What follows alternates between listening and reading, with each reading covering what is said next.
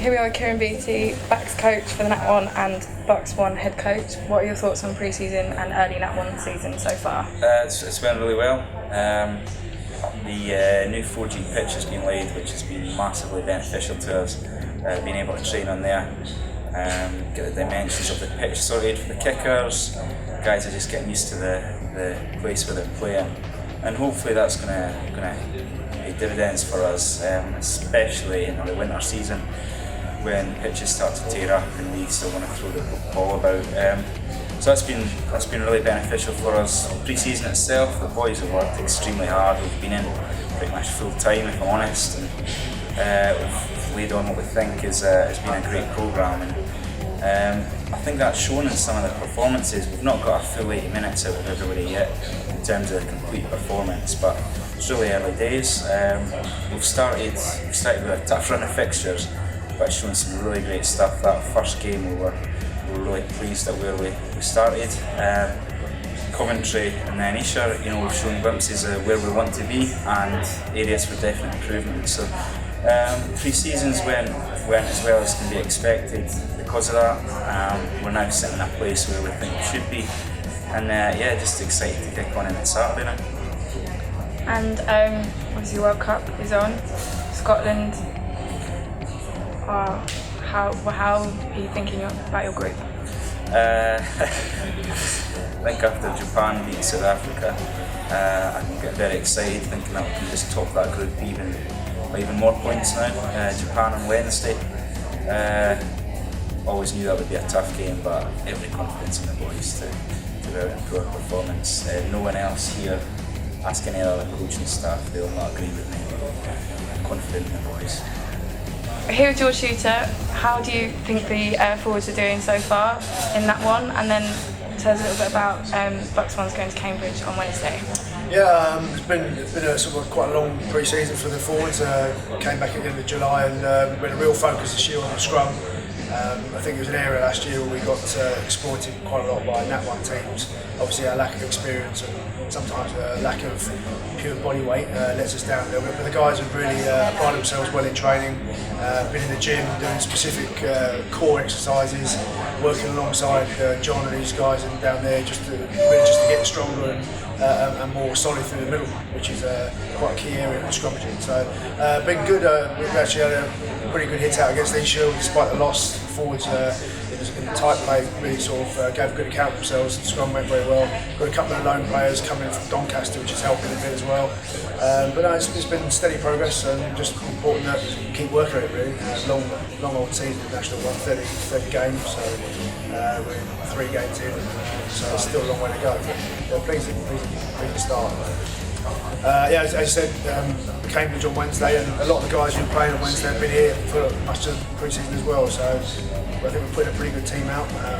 It's a high-profile fixture for the uni, and the guys want to win. I want to win as well. We went down there last year and had a good win against their Blues team, and really sort of set our BUCS season off on a good start. We're obviously going to playing the final of the BUCS last year, and a lot of that came from the early season form, I think. So we've been looking at this match for about 3 or 4 weeks now. Really looking forward to seeing what our guys can do on the field. And World Cup, England, how do you reckon their chances are looking at the moment? Yeah, not too bad. I mean, I think the game on Friday night was obviously not perfect. England have got a lot of work to do, but I think they'll take 5 points out of that game and move on.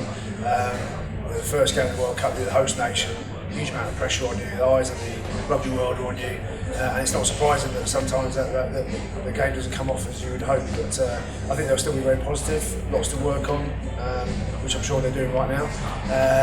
Massive game this weekend, could be one of the all-time great Twickenham occasions this weekend with Wales coming to town. So England off to a start, and certainly would prefer to be in their shoes with 5 points under the belt than be in South African shoes, for example. So that just shows how bad the first match of the tournament could be. But no, I think they'll be happy and they'll be working hard. And we're here with Director of Rugby Dave Morris. A few new faces in the squad, in the club this year. Tell us a little bit about how they're settling in. Yeah, they've been brilliant, and I think that's a testament to them, but also a testament to the players that we've got in the club already who've been billeting them. it's incredibly impressive by the guys. They obviously are coming in very early from the end of July over their summer holidays, and completely dedicated to the programme, which is a huge commitment by them, and a huge commitment from their parents in organising them to be able to do that as well. We're really appreciative of that. We've recruited well. We've got some really good young players with us this year. A number have been involved with the England under-18 programme. So Rotimi Sagan, a winger who had a fantastic pre-season, played brilliantly against Fylde, but unfortunately got injured and was out for a while after the Fylde game. Will Allman, who is also contracted with Northampton Saints but studying here.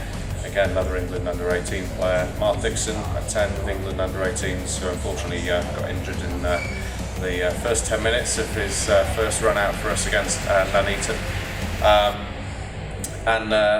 A whole host of guys who've operated at a very high level at age grade rugby as well.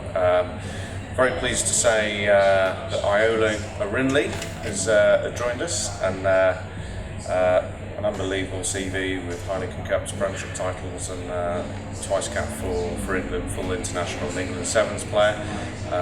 Iola's been with us studying, it's moving into his second year studying engineering.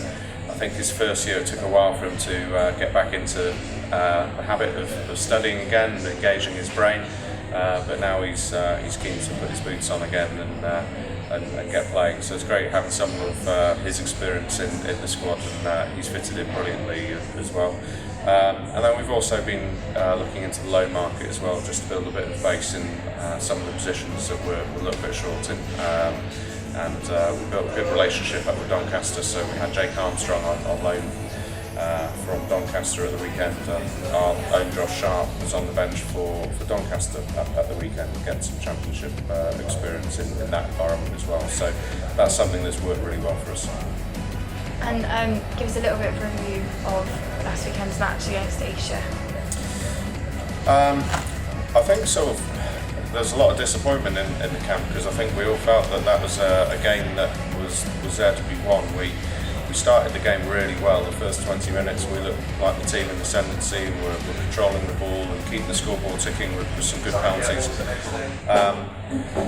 But in National 1, there's some very, very good teams, and if a few mistakes, you lose the discipline. We definitely lost the referee in the second half, and momentum swang, and it suddenly became very hard to stop that. And it's certainly something that last season we sort of reflected that didn't get off to a great start, and slowly a little bit of ill discipline in terms of managing the referee and his decisions had crept in. We sort of came down quite hard on that and changed things. So, we're aware of that now, and it's something that we need to really address in our game moving forward.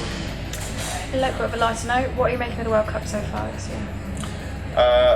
To be honest, just because you're always involved with, sort of training and playing your own rugby, I've not watched that much of it. All the coaches got together on Friday night to watch the England-Fiji game.